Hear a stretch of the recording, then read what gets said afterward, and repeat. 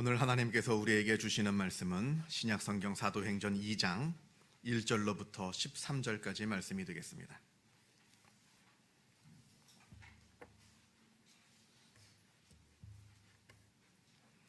제가 갖고 있는 성경으로 신약성경 188면에 있습니다.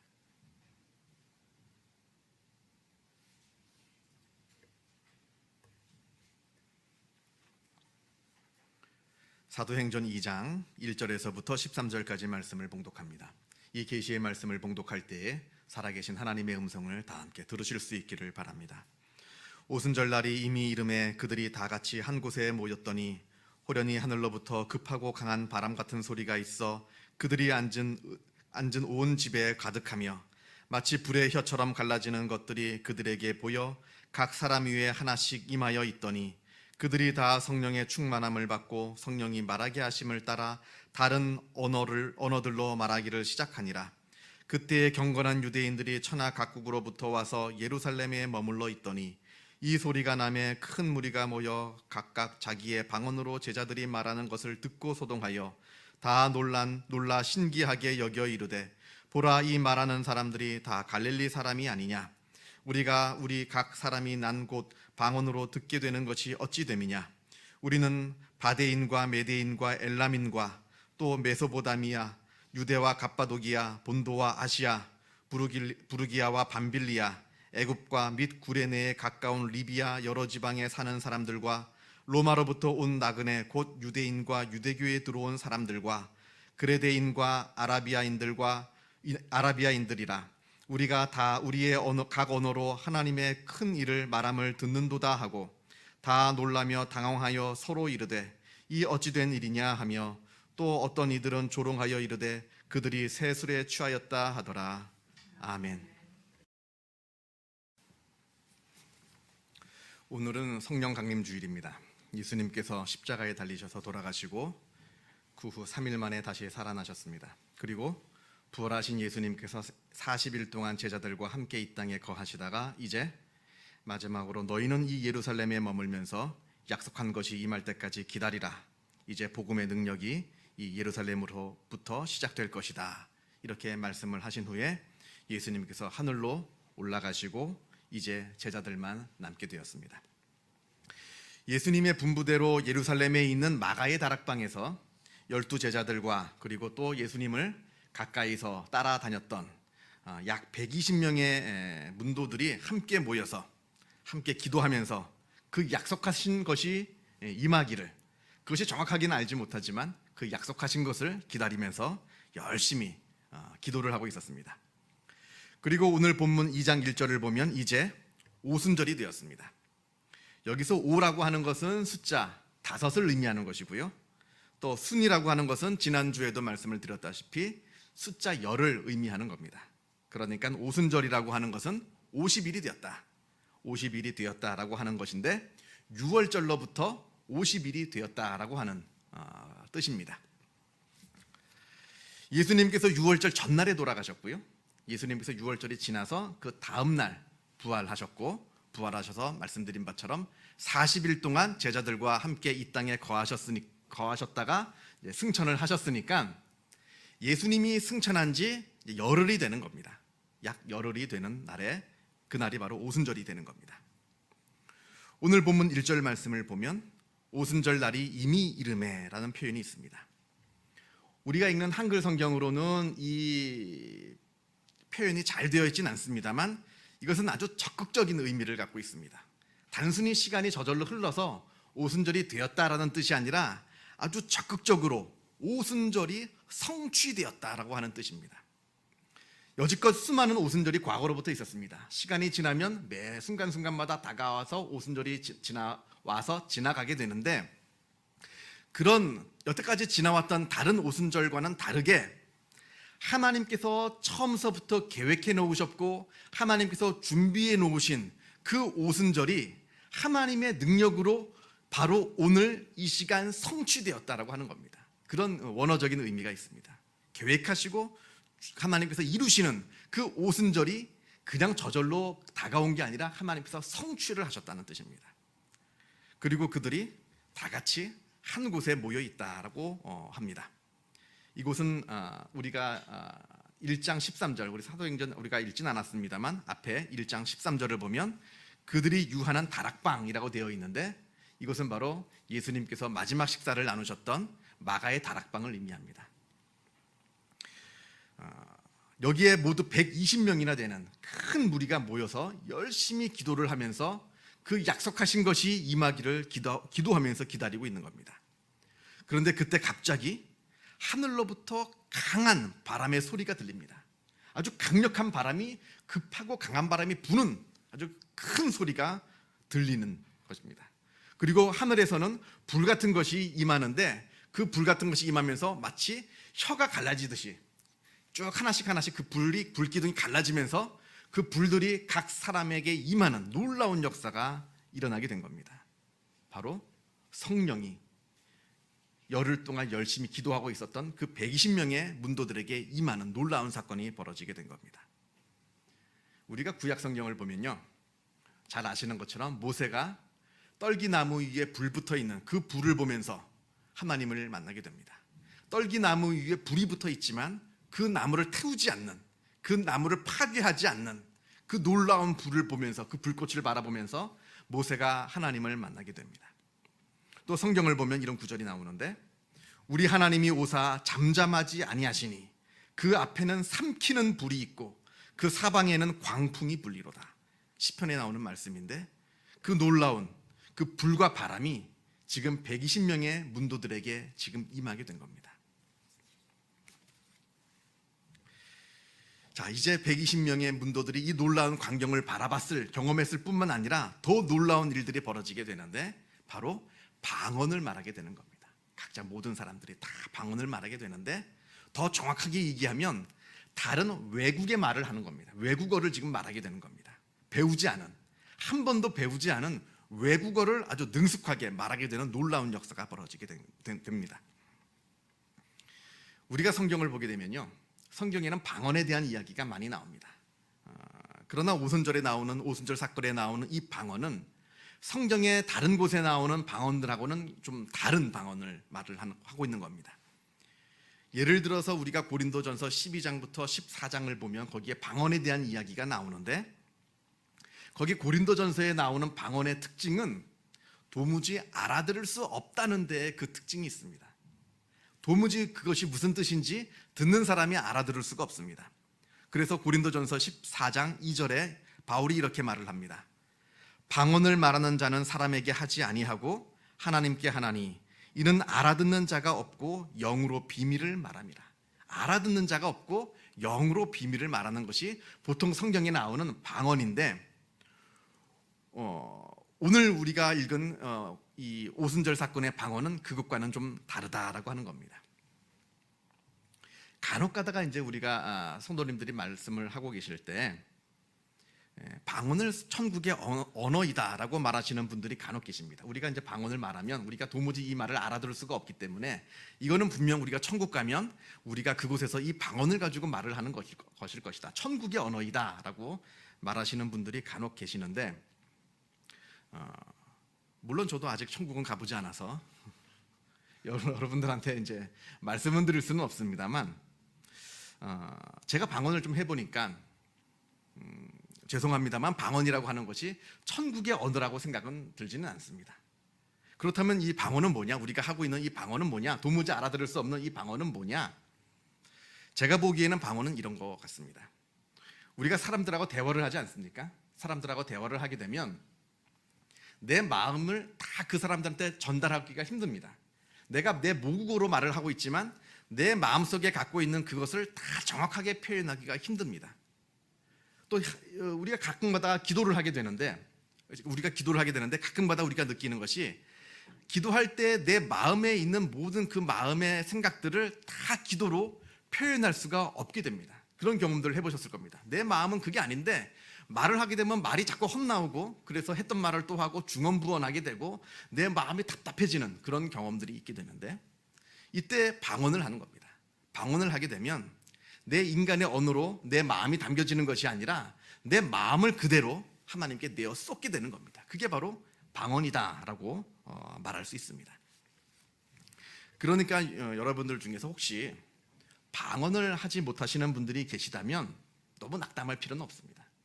그냥 내가 내 마음을 내 언어로 담는 그 훈련을 하게 되면 되는 겁니다. 한번 생각해 보시기 바랍니다. 어떤 사람이 있는데 이 사람은 자기 마음을 온전히 자기 언어로 다 담을 수 있는 그런 훈련이 되어서 그렇게 기도를 하는 사람이 있고, 또 어떤 사람은 그것이 훈련이 되지 않아서 방언으로 기도를 하는 사람이 있다 치면 이 두 부류의 사람들 중에서 어느 사람이 더 성숙한 믿음을 갖고 있겠는가? 당연히 전자의 사람이 더 성숙한 믿음을 갖게 되는 겁니다.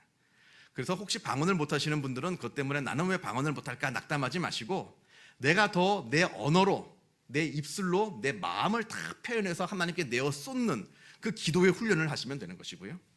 또 혹시 방언을 하시는 분들이 계시다면 그분들은 방언으로만 기도하지 마시고 내 마음을 내 언어로 한번 담아보는 그 훈련을 하는 것이 굉장히 중요합니다. 그래야 우리의 믿음이, 우리의 신앙이 더욱더 성숙해질 수 있다라고 하는 겁니다. 자, 아무튼 우리가 고린도전서나 다른 성경에 나오는 방언들은 이러한 방언이라고 한다면, 오늘 우리가 사도행전 2장에 나오는 이 방언은 그 방언과 다른 특징을 갖고 있습니다. 바로 모든 사람들이 알아들을 수 있다라고 하는데 그 특징이 있는 겁니다. 여기 오늘 성경 말씀을 보면 그 주변에 많은 사람들이 모여 있었다라고 합니다. 마가의 다락방에서 열심히 기도하고 성령을 받았을 때 그 주변에 많은 사람들이 모여 있었다라고 하는데 그 모든 사람들이 그 말을 다 알아들었습니다. 오늘 5절 이하를 보면 이 사람들은 다 외국에서 온 사람들입니다. 태어나기는 혈통으로는, 민족적으로는 내가 유대인이지만 태어나기는 외국에서 태어나서 자란 그 외국어를 사용하고 있는 외국 사람들이 모여 있었다라고 하는 겁니다. 9절부터 보면 우리는 바데인과 메데인과 엘람인과 또 메소포타미아, 유대와 갑바도기와 본도와 아시아, 부르기아와 밤빌리아, 애굽과 및 구레네에 가까운 리비아 여러 지방에 사는 사람들과 로마로부터 온 나그네 곧 유대인과 유대교에 들어온 사람들과 그레데인과 아라비아인들이라. 우리가 다 우리의 각 언어로 하나님의 큰 일을 말함을 듣는도다 하고, 지금 유대인이지만 세계 곳곳에서 태어나서 그곳에서 자란, 그래서 그 나라 말이 모국어인 이 사람들이 다 예루살렘의 명절을 맞이하여 예루살렘에 와서 하나님께 제사를 드리려고 모였는데, 이때 이 사람들이 각각 자기들이 태어난 그 나라의 말로 하나님을 찬양하고 하나님께 기도하는 소리를 듣게 되었다라고 하는 겁니다.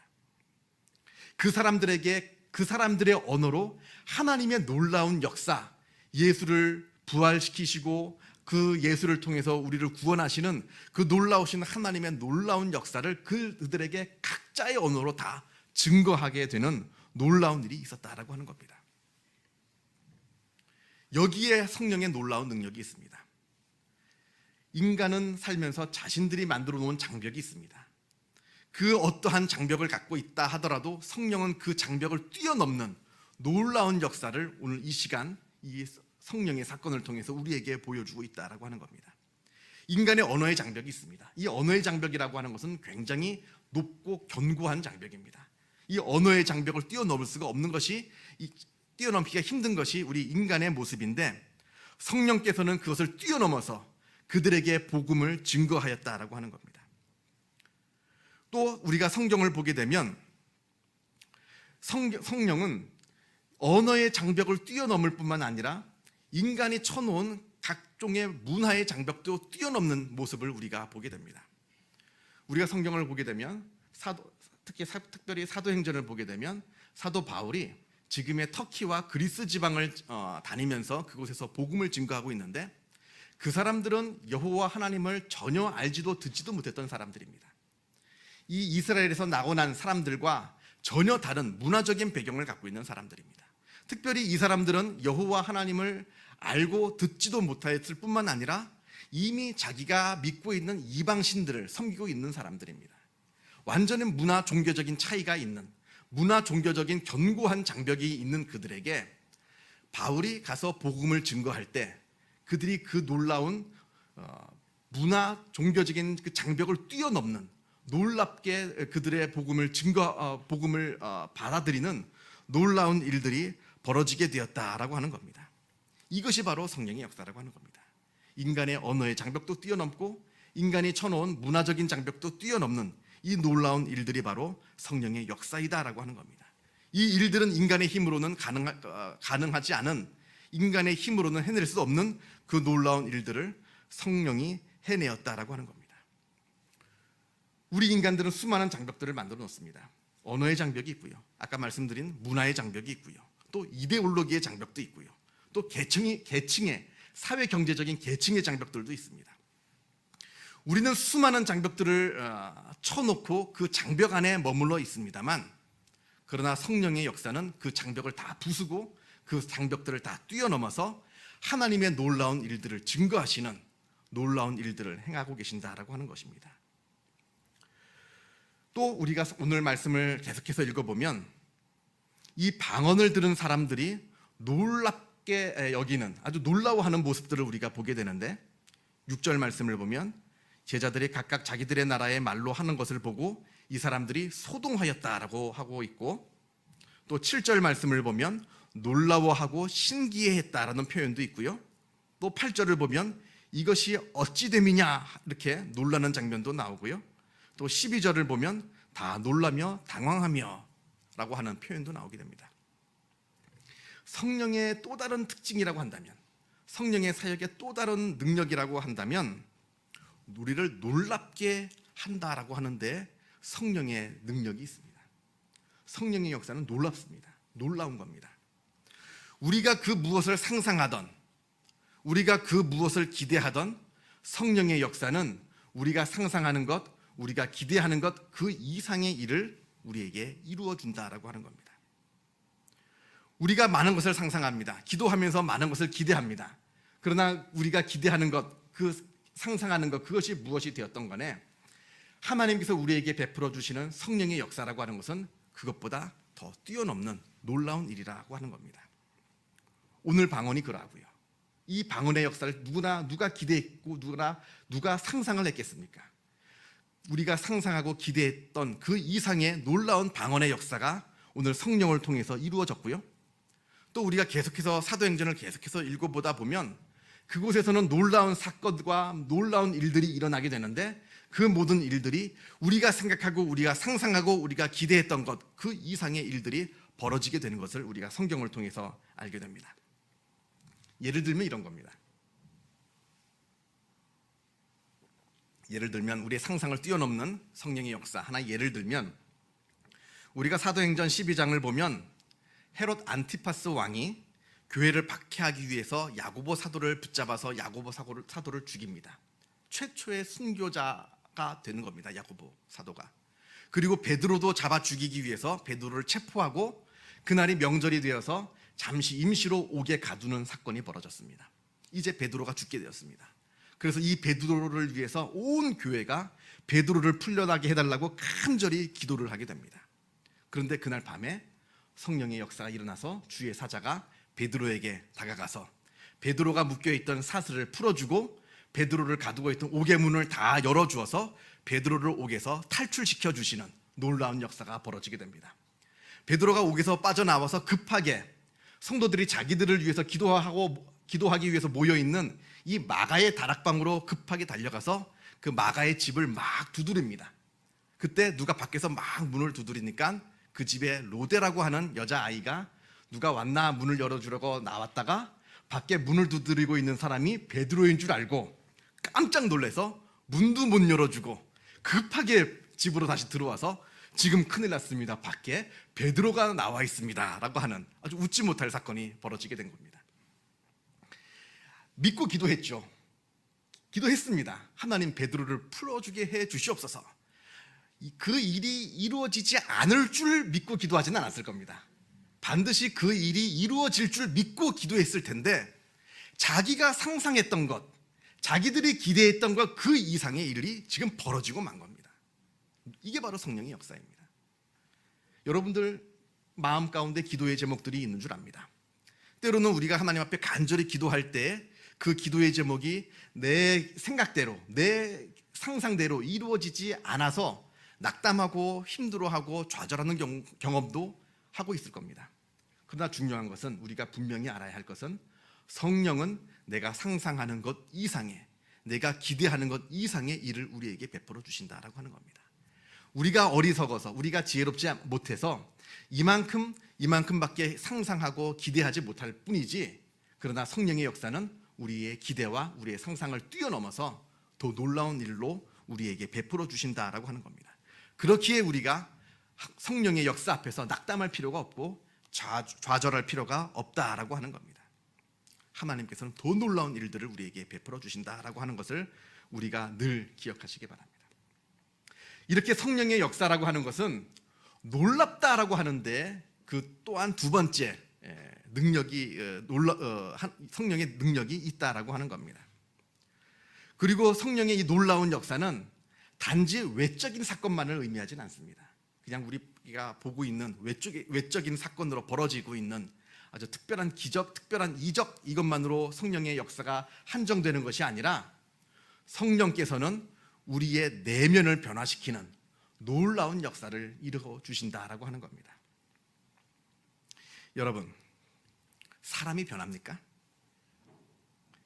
여러분들 생각하시기에 사람은 변할 수 있습니까? 아마 내가 내 스스로를 변화시킬 수는 없을 겁니다. 인간이 인간을 변화시키지 못합니다. 그러나 성령은 사람을 변화시키는 놀라운 능력을 갖고 있습니다. 바로 우리를 내적으로 성숙시켜 주시고 내적으로 변화시켜 주시는 놀라운 능력이 성령에게는 있다라고 하는 겁니다. 예를 들면 우리가 성경을 통해서 볼 때 우리가 복음서를 보면 복음서에서 예수님의 제자들이 나옵니다. 얼마나 어리석고 얼마나 탐욕스러운 사람들인지 모릅니다. 예수님께서 자신이 십자가에 달려 돌아가실 것이다 라고 말씀하시는 그 순간에도 누가 더 높은 자리에 올라갈 것이냐 서로 다투고 싸웠던 사람들이 바로 예수님을 따랐던 12 제자들이다라는 것을 우리가 성경을 통해서 보게 됩니다. 그런데 이 제자들이 복음서에서는 이러한 모습으로 우리를 실망시켰다라고 한다면 우리가 사도행전을 계속해서 읽어보면 거기에서는 이 사람들이 놀라운 사도로 변화되어서 놀라운 일들을 감당하는 것을 우리가 보게 됩니다. 어떻게 이 사람들이 같은 사람일 수 있겠는가 할 정도로 복음서에서 나오는 제자들과 사도행전에 나오는 사도들이 근본적으로 변화되는 놀라운 일들이 벌어지게 된다라고 하는 겁니다. 그 일을 성령께서 하셨다라고 하는 겁니다. 성령께서 외적인 놀라운 일들도 행하실 뿐만 아니라 사람의 내면에 들어가셔서 그 내면을 변화시키는 놀라운 일들도 이루어진다라고 하는 겁니다. 우리가 사도행전 4장을 보면 베드로와 요한이 전도를 하다가 복음을 전한다는 죄목으로 산헤드린 공회에 잡혀게 되는 장면을 보게 됩니다. 그곳에서 이 두 사도가 전혀 두려워하지 않고 전혀 거기서 떨지 않고 용기를 내어서 아주 지혜롭게 말하는 모습을 보고 이 공회원들이 베드로와 요한이 담대하게 말함을 보고 그들을 본래 학문 없는 범인으로 알았다가 이상히 여겼다라고 하는 말이 나옵니다. 그런 말씀이 나옵니다. 성령의 역사입니다.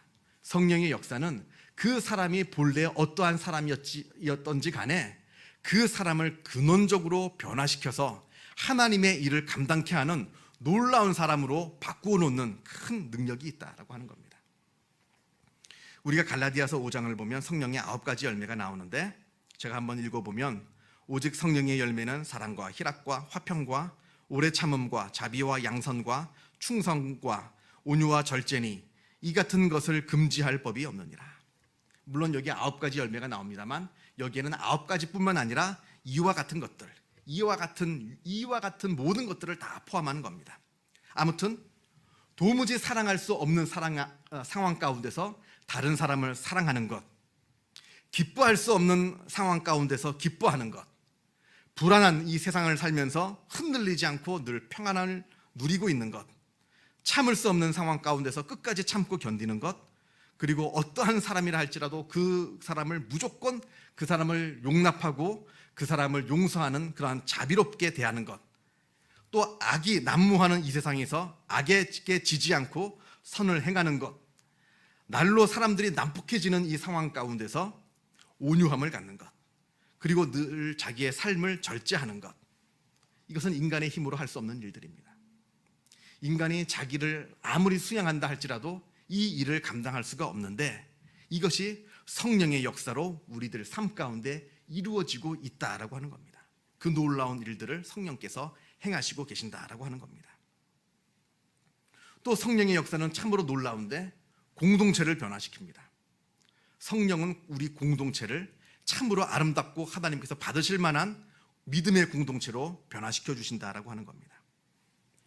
우리가 사도행전을 보게 되면 바울이 모두 3번의 전도 여행을 가게 되는데 이 3번의 전도 여행을 모두 파송한 교회가 있습니다. 안디옥 교회입니다. 너무나 아름답고 하나님께서 기뻐 받으실 만한 귀한 공동체인데 사도행전 13장을 보면 이 안디옥 교회에 대해서 설명하는 그 말씀이 나옵니다. 뭐라고 설명을 하냐면 안디옥 교회의 선지자들과 교사들이 있으니 곧 바나바와 니게르라 하는 시므온과 구레네 사람 루기오와 분봉왕 헤롯의 젖동생 마나엔과 및 사울이라. 이 사람들이 교회의 지도자들인데 이 사람들의 면면을 보면 아주 놀랍다는 것을 우리가 알게 됩니다. 바나바라고 하는 사람은 구브로 키프로스 섬에서 태어난 유대인입니다. 그리고 니게르라고 하는 사람 하는 것은 흑인이라고 하는 뜻입니다. 흑인입니다. 그리고 구레네 사람은 구레네는 지금의 북아프리카 리비아를 뜻합니다. 리비아에서 온 사람이 있습니다. 그리고 헤롯의 젖동생은 귀족입니다. 왕족입니다. 그리고 사울은 지금 터키 동남쪽 다소라고 하는 곳에 태어난 유대인입니다. 어떻게 보면 공통점을 전혀 찾을 수 없는 그 사람들이 함께 모여서 아름다운 믿음의 공동체를 이루어 나가고 하나 되는 공동체를 이루어 나가고 성령 충만하여서 성령의 일을 감당하고 있는 겁니다. 우리가 세상을 보면요, 아무리 친한 사람들끼리 모여도 그곳에서는 분파와 분쟁이 있기 나름입니다. 너는 네 편, 나는 내 편, 서로 갈라져서 서로 시기하고 싸우는 것이 우리의 인간의 모습인데 서로 공통점을 찾을래야 찾을 수 없는 이 사람들이 모여서 하나님을 믿고 있다는 이 공통점만을 붙들고 예수 그리스도를 우리가 주로 섬기고 있다는 공통점을 갖고 우리는 성령의 사람이라고 하는 이 공통점을 붙잡고 서로 얼굴색도 다르고 문화가 다른 사람들이 함께 모여서 아름다운 하나의 공동체를 이루고 성령의 공동체를 이루고 그래서 성령의 공동체가 성령의 사역을 힘있게 감당하여서 바울을 3번씩이나 파송하는 놀라운 일들을 감당하였다라고 하는 겁니다. 이거는 인간의 힘으로 되는 것이 아닙니다. 성령께서 역사하셔서 그 공동체를 하나로 만드시고 성령의 일들을 감당케 하셨다라고 하는 겁니다. 오늘은 성령이 우리에게 임한 성령 강림절입니다. 우리는 연약합니다. 우리는 연약하여서 할 수 없는 것들이 많습니다. 그러나 성령은 강하십니다. 성령께서는 강하셔서 우리를 변화시켜서 우리를 통해서 인간이 쳐놓은 모든 장벽들을 다 부수시고 그곳에 성령이 역사가 일어나게 하시고 복음이 증거되게 하시고 또 연약한 우리를 변화시키시고 또 악이 가득한 우리들의 공동체를 변화시키고 발전시키고 또 하나 되게 하여 주셔서 하나님의 일들을 감당케 해주시는 놀라운 사역들을 성령께서 하신다라고 하는 겁니다. 그 놀라운 성령이 우리에게 임하신 성령 강림절을 우리가 기억하며 또한 성령이 나에게 우리 공동체에게 일어나기를 기도하는 놀라운 날이 됩니다. 오늘 이 말씀 기억하시면서 붙잡으시면서 오늘 하루 나도 성령으로 변화되고 우리 공동체도 우리 모임도 변화되어서 하나님의 일들을 감당하는 능력의 사람, 능력의 교회가 되기를 주님의 이름으로 축원합니다. 기도하겠습니다. 사랑과 은혜가 충만하신 하나님 아버지 감사합니다. 성령 강림절을 맞이하여 우리가 성령이 우리 안에 역사하기를 우리가 간절히 기도하고 우리가 바라게 하여 주심에 주님의 은혜에 감사를 드립니다. 하나님께서 역사하여 주시고 성령께서 역사하여 주셔서 우리를 변화시켜 주시고 우리 교회를 변화시켜 주셔서 나와 우리 교회가 온전히 하나님의 일들을 감당하는 하나님의 복된 사람들과 복된 교회가 될 수 있도록 주님께서 역사하여 주시고 인도하여 주시옵소서. 우리에게 다가온 말씀이 우리에게 다 다른 줄 압니다. 그러나 그럼에도 불구하고 우리에게 다가오는 이 다른 말씀들이 하나도 버려지지 않게 하여 주시고 잘 뿌리내리게 하여 주시고 잘 자라게 하여 주셔서 우리가 많은 열매를 맺어 하나님께 영광 올려드리는 귀한 삶을 살 수 있도록 주님께서 역사하여 주시고 인도하여 주시옵소서. 주님께 모든 것을 감사드리오며 이 모든 말씀 우리 주 예수 그리스도 이름으로 기도하옵나이다. 아멘.